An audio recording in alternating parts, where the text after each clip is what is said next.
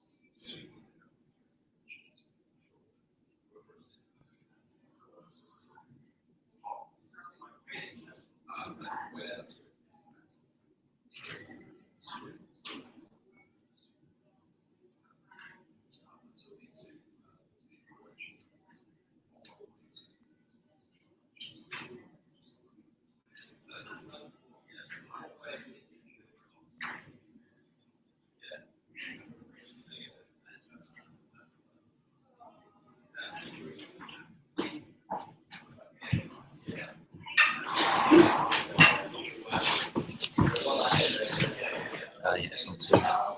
Oh, okay. Couple there. Up, going up to 3. Yes. I'll just start. Yeah. You not wait for any others? Send me a quick email or something. I'll wait 1 minute. I'll just tell them wait 1 minute. If there's any point you can't hear me or whatever, just let me know. I'll shut this door. Yeah, cool. Go on Slack so I can message you by that. Okay. Well, that. Text message. On my phone, you mean?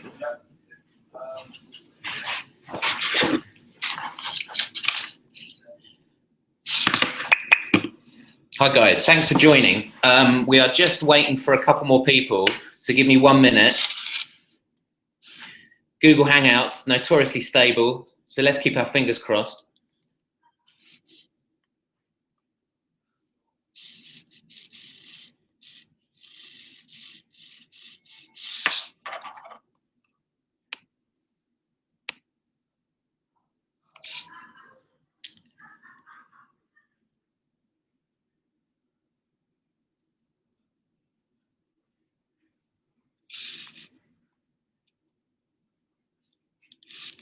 Okay. Hopefully, you guys can see the presentation we've got in front of me through the wonders of Google Hangout technology. What I wanted to speak to you guys about today was something that we presented in South by Southwest, gosh, a few weeks ago now. Basically, we did a presentation with Contagious Magazine, which was very much looking at the future, very much looking at brands' roles in the future. And we called it brands being the connective tissue between people and technology. And so I thought it was a really nice opportunity to be able to share this with you guys over the next kind of half an hour or so. This is something that we've looked at before. So a couple of years ago in Cannes, we did a first look at this where we were celebrating Cannes' I think it was 60th anniversary. And by doing so, we looked 5 years into the future. And this was very much a kind of a next variation, a next version of this, where we can look into the future, but then bring it back down to earth. So I guess a nice way of looking at it, and the way I've described it to people before, is imagine 5 years ago, imagine if you've got someone like a Nike. Imagine they noticed a gyroscope, an LED, a wristband, and they've got people and runners. Nike are the brand that enable those bits to come together and make something like the technology like Nike Plus. So this is very much the kind of thinking and feeling what we wanted to kind of explore in this presentation. So we started off, when we were going to start off today, by talking about this, going, Alvin Toffler is a futurist, you might know, you should read. He said the future always arrives too fast and in the wrong order. Now, the reason we're saying this is, do you know what? We were looking at stuff and we said in 5 years' time, things are going to be like this. We were totally wrong. Unsurprisingly, loads of this stuff's happening right now. And we love that fact. We love the fact that rather than it being 5 years, stuff arrived kind of in about 18 months, maybe even shorter, maybe even more like 12 months. So we wanted to kind of convey that and bring that to life really with this presentation. So where we are now, we're 2015, right? This isn't, you know, the Jetsons space age. This is 2015. This is the here and now. And what we've got is, like we're talking about, we think we've got a position where brands are this connective tissue between new technology and real people. But a really important point to make here is, well, first of all, Leo Burnett, you know, we've got a humankind philosophy anyway, right? It's part of the Holler philosophy too. It always has been. If it isn't people-centric, it's really not worth talking about. And the same applies here.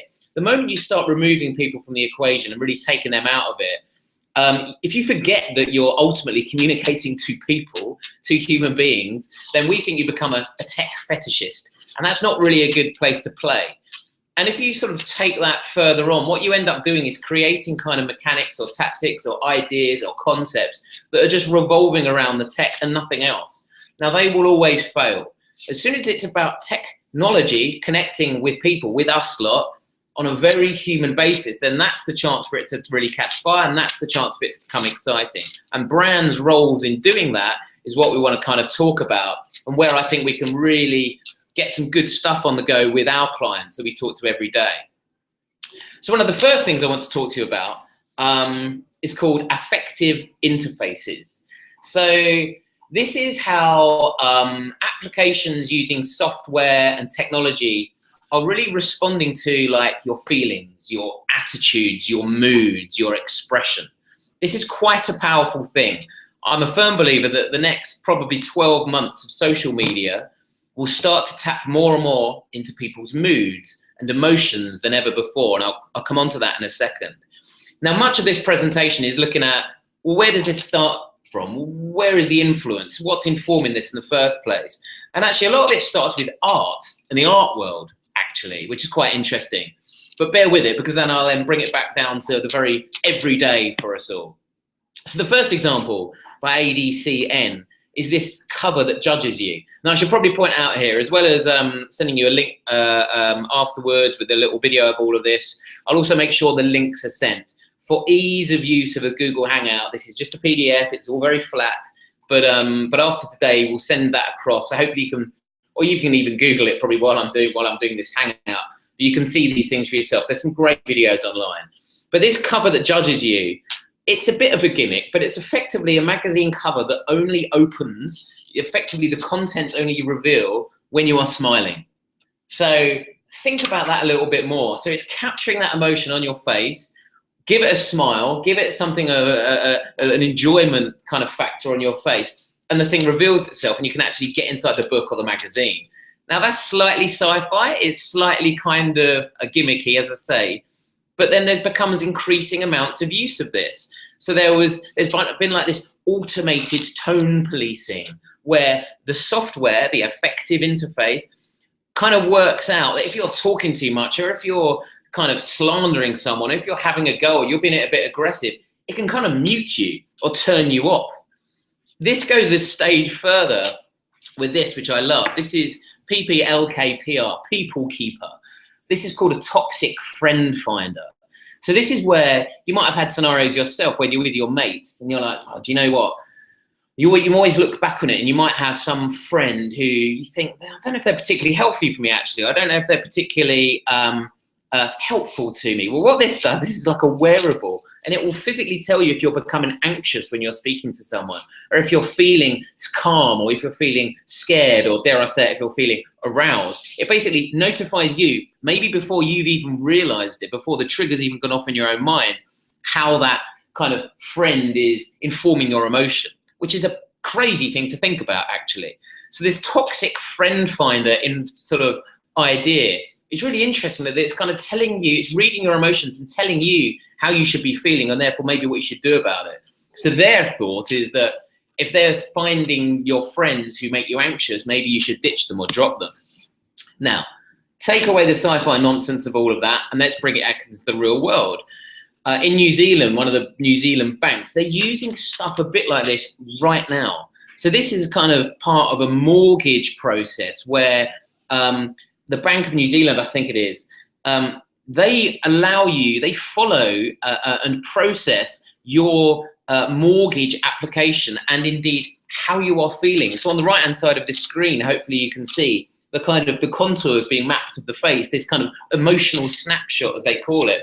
So if you're feeling good about it at any given point or bad or worried or anxious, it is all noted and tracked and then goes to actually informing the product itself, the mortgage product, the levels of risk, stuff like that, which is a really interesting new layer onto kind of communications. And again, there's a lovely video that accompanies this that you should see, which kind of demonstrates how it tracks from the lips to the contours of your face. This quote by Craig Herbison, the CMO of the Bank of New Zealand, I think sums it up really nicely. He says, the bank's mission is to help New Zealanders be good with money. Creating utilities that allow people to understand their own behaviors comes before selling products and services. So that's quite a big deal from the CMO of the Bank of New Zealand saying understanding the behaviors and ultimately the emotions of the people is the most vital point. And that's a bank. So you think about how this is going to be reapplied into major corporations, major companies, this idea of affective interfaces, grouping and understanding people's emotions and their feelings like this. It's a really big deal. So throughout this, I'm going to try and bring it back down to earth. Well, what good is this for us, right? How can we actually talk about this? Why should you go and talk to a brand about this? And there's a couple of thoughts. I think aligning with emotions is like a big deal. The thought that your brand's core can now be sort of directly accessible is amazing. And if you think about this, brands have always wanted to do this. This is a bit of a holy grail for brands. Look at Coca-Cola. Coca-Cola's happiness proposition, which is one of the most kind of known, infamous, like core DNA of a brand that we all know.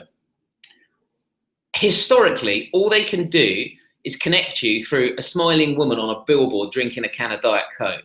Okay, there's a bit more to it than that, but I'm being facetious for the intent of demonstration. That's a hard connection to really play into emotion. But if suddenly you can genuinely read emotion, play up emotion, tailor emotion to suit your kind of your product or your benefit or what it is you want to do, that becomes a really exciting new kind of area for us to all tap into. The guys in Dubai, Nick Lewis and Emma, have already kind of presented recently to a client using an app called Luxury that you might have noticed, which came out of the San Francisco office, which is all about sort of facial recognition, applying that in the world of cosmetics and makeup. It's happening now. It's going on right now. It's not 5 years. It's not sci-fi. This is stuff that we can start to kind of get used to. There's also an app in the UK, which you should all take a look at, called TunePics, T-U-N-E-P-I-C-S. It isn't perfect, but it's beta and it's already quite large. And the reason I'm referencing it here is because I went in to see them recently and I was a bit negative about the app. It basically couples imagery and music. It's like Instagram with a 20-second track over the top and it feels limited because of it, but it's because it's in beta form. Where it becomes interesting, I think, you've got whole mood wheels, emotional mood wheels. So things like mood starts to trend and emotion starts to trend. And you can align brands to where that's trending or put a brand in proximity with some group of emotion in a certain town or in a certain state of a certain country and maybe target certain music or communications only in those places. So as soon as you bring emotion out properly through social and mobile and technology in this way, I think it gives us a load more powerful stuff. And it's definitely something we can go and start speaking to our brands about. Maybe it starts off with a little think piece or a little view of the future, but I get it, but it gets the brand thinking. Philip K. Dick, Sir Philip, as we call him, has this great quote. If it is good science fiction, the idea is new, it is stimulating, and probably most important of all, it sets off a chain reaction of ramification ideas in the mind of the reader. The reason I've got that in there is when we've presented a couple of these style presentations now, which are visions of the future, it's amazing how much suddenly occurs directly after it. The influence they seem to have, and it might just be coincidental, on the wider world. It feels like it happens almost overnight. And I kind of love the idea that when we presented at Cannes or at South by, a load of people in the audience just nicking the ideas and making them happen, because that's good for all of us. That's good for the world. That's good for what we're all trying to do. One such example is with haptic experiences. If you don't know haptic, it's kind of the annoying buzz functionality that you often used to turn off on your BlackBerries. It's being used more and more. We envisaged an idea in a few years' time whereby a dad coming home will be greeted by his son, who's eager as hell to get him to play the new video game, and he slings on his like Sony haptic vest, and it's properly immersive, and he's being bounced around the game, and is being vibrated when the ball feels like it's coming out of the screen at him. Basically, it's adding layers of sensory interaction to enhance your everyday processes, right? Now, it happened, and it happened almost immediately. So Foxtel in Australia, who you probably know, and again, check out the video on this, because it's really fun. They made a thing called an alert shirt, and they did it as a bit of a pilot. I think there was a limited edition kind of count of them, but basically a bunch of people watching the game, having a beer, watching Aussie rules football, would stick on their alert shirt, and when there's kind of a big impact tackle, or they're going over for a goal or a try or whatever, Aussie rules football, I'm not as familiar, then the shirt would buzz and it would impact on them, and it would kind of make it actually happen. So they would feel like they're part of the game. So for a brand who are trying to properly immerse you like that and make you feel a part of things and make you feel like you're actually part of the game, it's a fabulous thing. You know, people talk about immersive experiences, but that's properly immersive, like it drops you right in it, right? And what this led us on to, which I love, and I wrote an article on it, which I'll send as well if it's useful, but I'd really like us to think more about it in our agencies and our day-to-day lives, is, are we briefing for adverts or are we briefing for experiences? And if it's the latter, then what does a brief for a 30-second brand experience look like? Because I think that's well exciting. We all know probably how to make some telly. We all know how to make a piece of social. We all know how to make a poster. But the thought that we are less channel specific, but we brief maybe with a time parameter, but for an experience, that's kind of how you would get to something like the alert shirt. Maybe the brief is about, we want high impact, immersive opportunity for the brand that maybe happens whilst people are watching the game. Well, that's where something like a haptic experience alert shirt would come from. That's a little bit in the future, and maybe again it's a bit tactical and a bit gimmicky for our everyday briefs. But as soon as we start flipping it out a little bit and stop worrying about the brief being kind of one-dimensional channel planning initially, what is the 30-second TV script, and turning it into, hold on, what is the experience? What is the 1-minute experience I am briefing in? I think that gets really exciting. I challenge any brand in the world not to think, you're all right, we'll have a go at that. That sounds quite exciting, actually. Certainly from all our multinationals, and definitely through some of our more local brands we will work with. So I think that could be something we should think about more. It's something I'm personally trying to push more and more the London guys in, at both at Leo Burnett and Holler, to just think of briefing for experiences. And bloody write one. Just write, what does a brief for an experience look like? Because I guarantee it looks a little bit different. And the moment you take off that kind of veil of the TV spot or whatever it might be, or the above the line or the social or the digital, it becomes a much more interesting brief. It's a much more open-ended answer, and therefore probably more creative, and therefore probably more interesting. The next thing we talked about is the whole world of wearables. Every one of you watching this now will know a little bit about wearables. You might even have one, the whole fitness, health and wellness and well-being stuff that's been going on. There's some very famous ones, there's some big flaws as well, but it's still a big important point, this kind of body as interface. And again, I think it leads on to more interesting stuff for us to think about over the next 6 months or so. Wearable technology that transforms how we, as consumers, interact with the wider world. This was a really cool little video. Again, you should check this out when you get the chance, but it's kind of known as the power suit, Let Them Eat NFC. This is ultimately your opportunity to use your physical cuff link or your sleeve to maybe swipe for a payment or get you somewhere. What I particularly like about this is born out of hacker culture, not someone making a hackathon. This is real people hacking something. So the likes of Nick, who was from London, might remember this and recall this. This was a brilliant story that you had a bunch of city boys who were keen on the way they looked, and their kind of a demonstration of their power is they hacked into the British Oyster cards, the little touch on, touch off a system that we get around on the tubes and the underground, right? They hacked into, and they got the little NFC piece out of it, took away the actual card and the plastic, and just took the layers. They embroidered it into their sleeves and cufflinks. And so when they went past the tube ticketing system, swipe system, they would just swipe their sleeve. And it's a power thing. It kind of looks cool in their eyes. But I love the fact that the hack then creates a new technology. It drives it forward. And this is what we should all be looking out for. If we're seeing something out there, like it's a hack or someone's blog, that normally drives something through. Many years ago, we worked on a Nike project, and this is now hard to believe. This was when Nike Plus begun, and it didn't have any traction, and they couldn't work it out. Why? People were a bit unsure, and it was probably because, frankly, it was slightly ahead of its time, and they were trying to reinvent a category. What we found online was that people were taking a Nike Plus, but they weren't Nike fans. They were runners, but they had their, I don't know, their Umbros or their Adidas or their Golders or their Dunlops or whatever kind of mate they were into. And they physically cut it out of the Nike trainer, and they used it, and they were effectively hacking it, and they were sticking it back in their own trainers. Now, Nike initially were a bit hacked off, but we said, guys, that's brilliant. You should play up to that. And the idea we had at the time was that we would celebrate all of those people hacking the Nike kind of technology, and we would even do a hack amnesty. So it's something like the Great North Run, a big Nike event. People could come along, stick in their old kind of Golders or Dunlops and get a pair of box fresh Nikes back in return for admitting that they're hacking, and subsequently get a load of people who were anti-brand well into the brand. Anyway, the point is this kind of exists all the time, and I love the way that brands then leverage this. So this RBC and Bynum example here is where you're physically using your body as an interface. This is a secure transaction which is driven by your heartbeat, right? This is verification, payment verification by your very pulse. And when I was in South by as well, a day before, I think it was, 3M have a big stand outside the main theatre there. If you went, you might have seen it.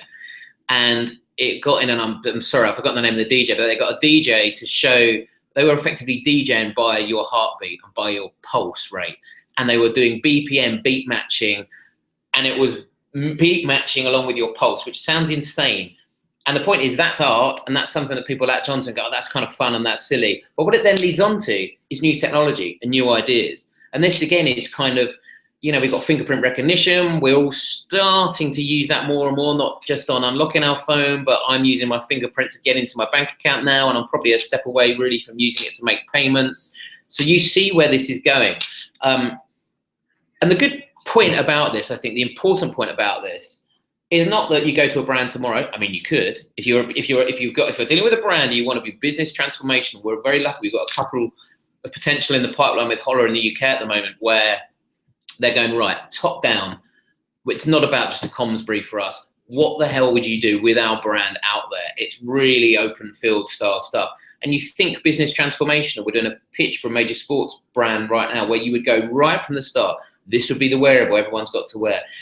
So it's less about just a kind of comms mix. If you get those opportunities, grab them, because your ideas will then inspire others, and they inspire technologists. And one of the things we were trying to get across at South by is that there's never been a better time to be in the ideas business, in our humble opinion, actually. The problem is when you get things like wearables, is everything resorts to this. People start talking about this kind of power glove mentality from the 80s, right? It all feels a little bit hyper real, super real, bit clumsy. I think that's going to change. I think the impact of fashion, I think wearables adoption of the fashion facade in a good way will be a good thing, and will push that forward and make us all kind of see it in a better way. The Google Glass arsehole style thing was a problem with that product, and it became kind of, you know, everyone was kind of demeaning it and derogatory about it. But there is clearly something important here happening, and whether it's just riding off the hackers who prove its worth or not, we are the guys in communications who need to take this seriously. And that was the thing, again, we were really trying to say in South Park. If we're not going to, who the hell will? It's well easy for us to sit on Twitter and slate stuff and be cynical and have a go at things. And we've had something here on Slack in the UK a few times, and I don't mind admitting, where we're like, guys, stop just beating up on an idea, build on it. And that's not internal ideas. Like, people might spot something and go, oh, and they'll laugh at it and take it apart and take it to the cleaners and say every part of why it doesn't work. But you know what? Someone's probably spent a lot of time on that. Let's build on it. What's good about it? Find out what's positive about it. The likes of Twitter becomes an echo chamber for cynicism, and it's a terrible drug. And we are the people in this world, in the communications industry, working on behalf of brands, technology at our fingertips, who need to push this forward. So I'm sounding terribly righteous, but I think it's a really important big deal. I think we should all be kind of passionate and pushing that stuff forward. The next section I'm going to go quite quickly over. This is the whole, where do I begin? We're calling it automated allegiances, right? So this is your little robot world. This is helpful mechanical assistants who are at your beck and call. Why we think it's important to point this out is that there's an interesting thing happening where when the tech isn't quite ready, well, there's several parts. One, people push the tech to the stupid degrees like drones, and we'll talk about that in a second. Two, when it's not ready completely, interesting things happen, like they replace the robot with a person, but the person may as well not be there. They're almost like a faceless kind of drone themselves. And there's a creepy element to it as well, but there's also a future for it, and I'll explain. So first of all, there's a whole bunch of stuff. This is stuff out of SRI International, these kind of little micro robot systems, automated, building high strength, low weight trusses. This is basically like having a minion in every garage. I'm big into minions. I love Despicable Me. I've got a 5-year-old child. If you don't know minions, don't worry, I'm not mad. But this is like having a bunch of minions in your garage, right? There's more and more stuff going on like this, though, that's building for you. This isn't like sat there in some mega factory in outer Japan. This is stuff within your home that can do stuff for you. Or kind of these tugs, these UCSF tugs. These are like droids from Star Wars. That's probably the best analogy I can make. They are going up and down a hospital corridor. These were born out of the whole Watson IBM supercomputer stuff that you may have known about. So Watson kind of, you might have remember like a decade ago was playing people on Jeopardy and beating it on American TV. Well, Watson got better and better and better, and is now kind of powering sort of wards. It diagnoses cancer with like a 40% more success rate than any human doctor. It's incredible. It goes a stage further than that, and it's kind of powering these sort of helpful drones that exist in corridors of hospitals and make even decision-making moments, like I mentioned with the cancer example. A vaguely creepy example is where you combine TaskRabbit. You probably know TaskRabbit, right? You've been using TaskRabbit or seen it. TaskRabbit is quite new to me. And I was sat in South by Southwest with a bunch of people in a cafe. We were all moaning about the queues, and we were moaning about the queues for a taco place, first world problem.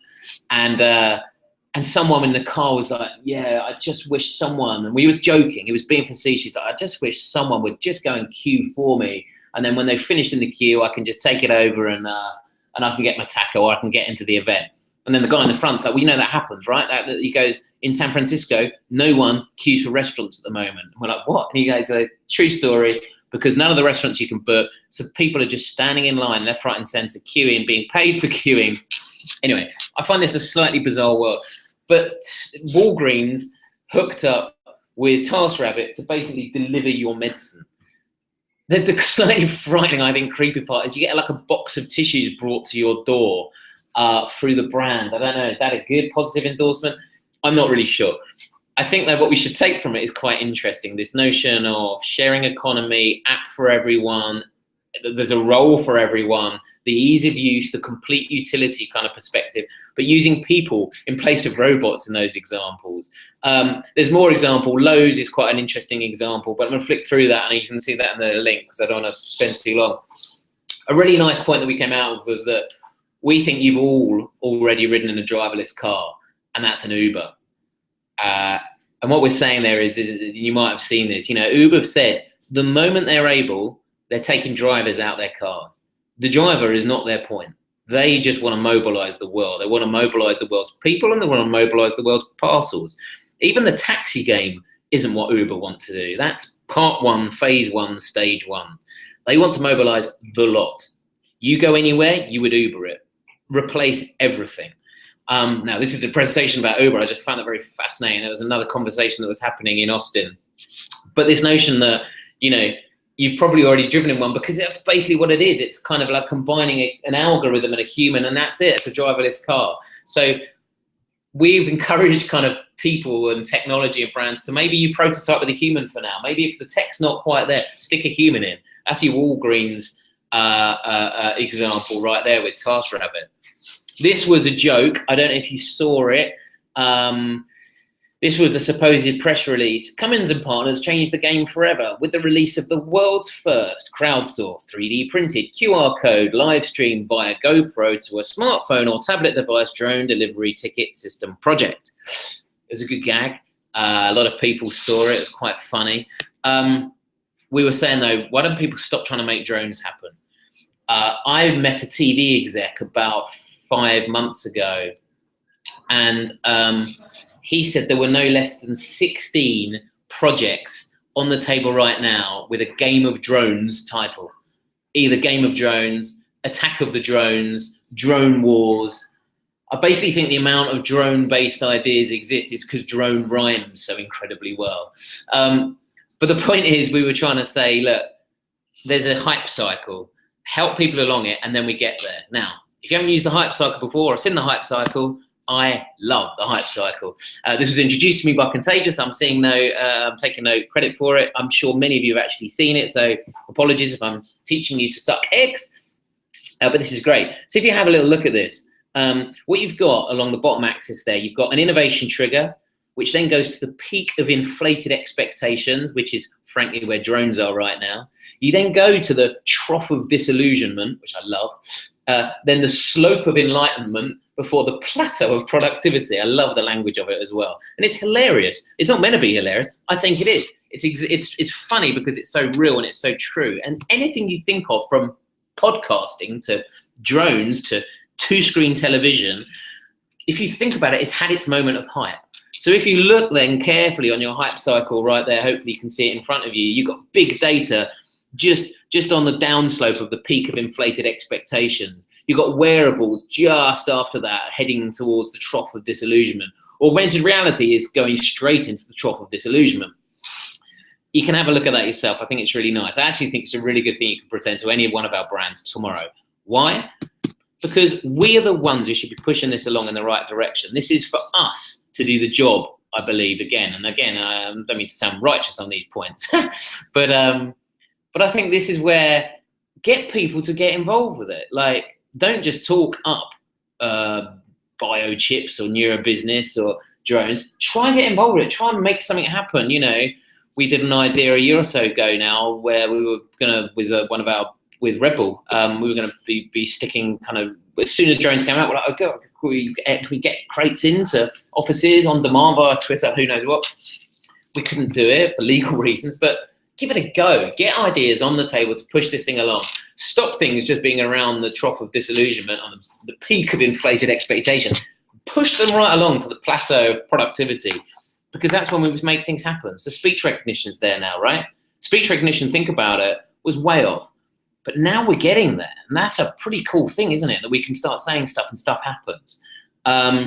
You know, the whole 3D printing thing, you can see how that's kind of moved along, and it starts to get from the sort of ephemeral, hypothetical world into something that's actually real. The next, I think this is the last chapter, I might be wrong. This is what we call determined disconnection. So this was basically about giving you, so you've heard of Facebook fatigue and like taking, you know, your holidays from being, from having your mobile around you. This is breaking the dysfunctional connection between eyes and screen. And we started at it from a really weird place, but bear with us. So one of the examples we showed you, we showed the guys in Austin, again, was born out of art. You should look it up, this guy, Adam Harvey. This was stealthware. So this is like, burqas that you could wear to evade drones or disconnect you from mobile receptions or allow you to effectively be untracked from a radar. Slightly insane, bear with it. What does an anti-drone burqa, after all, have to do with my next ad campaign? Well, here's how. Trident chewing gum in the States, they noticed something I just love as an insight. They noticed that people queued up in supermarkets, right? For years, for decades, people queued up, they looked down, they saw a pack of chewing gum, they chucked it in the basket. They thought, yeah, fine. It was the last thing they would put in the basket or the trolley before the shop hit the conveyor belt and they paid. They didn't go into the store generally going, I need that pack of Trident. It was the thing that would catch their eye at the end and think, that's kind of nice, I need it now. It's an impulse purchase. Trident's profits then basically fell off a cliff. The reason was because no one looks around them while they're waiting at the conveyor belt in the supermarket anymore because they're looking at their smartphone. Smartphones killed the impulse purchase of a packet of chewing gum. I love that. Therefore, obviously, is born Trident Life Gear. There was a whole campaign behind this, by the way. It's not as insane as it sounds. But it is a whole bunch of stuff inspired by the anti-drone burqa that I've just showed you that basically allows you to not have any mobile signal, to take a break from your smartphone, to take a break from the internet, to have mobile effectively turned off around you, for you to be out of contact. And they made that into a good thing. They took a whole angle on this. They called you social media addicts. And if your life, and they were saying, look, your life's more than a series of updates or likes or Twitters. The first step to overcoming social media addiction is accepting it. Take the test. And basically, you tested yourself. You see if you're a social media addict. Then you need to see if you needed to be turned off, if you needed to put one of these suits on or wear one walking around the place. Kind of crazy, but I think lovely. I love the insight in the first place. This idea that impulse purchases were basically prevented almost overnight because of the absolute influx of smartphones on the market and the fact that that's all we ever do, looking down, checking our phone. But then turning that into a rich, interesting campaign that's actually born from ours. Again, this is kind of, I guess, contagious in our perspective, saying get inspiration from other places, find like moments in places beyond this screen and the world of digital, social, mobile advertising. You know, find it from art, find out what else is going on, and think laterally as well. Because this is why I think I loved this so much. It's like disruption makes unlikely bedfellows. So if you think about what we're saying is understanding where cross currents affect your brand. I would never have been able to create the brief or answer the brief that came up with what Trident's original campaign became. We would never have been able to piece together some mad art, fashion, anti-drone burqa with a pack of chewing gum. But my God, doesn't that serve as interesting inspiration for a brand and a product like that? So seeing how these little cross currents are affecting the brand or the product or the idea, I think is really lovely. It can go wrong, and I'm not going to flag this up for too long, but we talked as well about the Samaritans campaign that happened here in the UK. If you've not seen it, check it out. It's done by an agency called Jam. I'm not dissing Jam, they're a thoroughly reputable bunch. But they just slightly misinterpreted, I think, a feeling. And interpretation interference is one of the things we wanted to talk about. The reason is they tried to do a campaign with the Samaritans that was ultimately about scraping data, getting a bunch of data with anyone who's a little bit down, and suddenly intruding on their lives and going, hey guys, there's loads of people out there like that. And it was just a bit misplaced. The reason it was misplaced is because the moment you scrape data like that, you can get a whole bunch of idiot trolls who go, oh, do you know what? I'm going to ride off the back of that and I'm going to add to their woes. They weren't to know this, they didn't think about it properly, perhaps, and it was a much derided campaign. What's important out of this, though, is data. And I love this point. And again, I think if you take anything out of today, I love this. Reappraising the way we talk about data, the actual language of talking about data. We need to think more about earning data. It's like collaborating with people to earn data, not extracting it, not scraping it. You know, it's like, it's a really harsh terminology we use when we talk about data. And that creates a really one-sided sort of relationship with data. Brands scraping the data so you can use it. Yeah, man, extract the data so that you can use it to the nth degree. Well, it's not about that, actually. It's about people and brands working together, a symbiotic relationship between the two, and an earned data being the result of it that is mutually beneficial. The moment we start reappraising it and thinking about it like that, I think it becomes so much more rich and fulfilling and important for us all. So, where does all that leave us now? We think it leaves us on the brink, and that's a good thing, of stuff going on. You're not going to kind of finish this brief little webinar, of course, and look outside and all have your anti-drone burkas on and, you know, have a robot droid coming past you. But finding out what's going on out there from different sources away from the advertising norm, I think, is a thing that I'd really love to bring more and more and more to Leo's. It's something that the likes of Youssef has been championing for a while as well, which I love. Someone like Nick Lewis talks an awful lot about from his own backgrounds in Dubai there. You know, getting inspiration from other places, from other industries, is very, very important to what we do on a day-to-day basis, because it just breeds better, newer ideas. And then we can start bringing them to life very quickly for the brands that we do work for. And something which might seem a long way in the future, like maybe the haptic vest example, well, if that just means that we start thinking about a brief for experiences rather than an advert, then isn't that a great thing, I think, for us all? So I hope that was sort of useful, sort of interesting, hopefully inspiring a little bit, hopefully quite stimulating. Because of the confines and the parameters of Google Hangouts, that was very 1D as a PDF.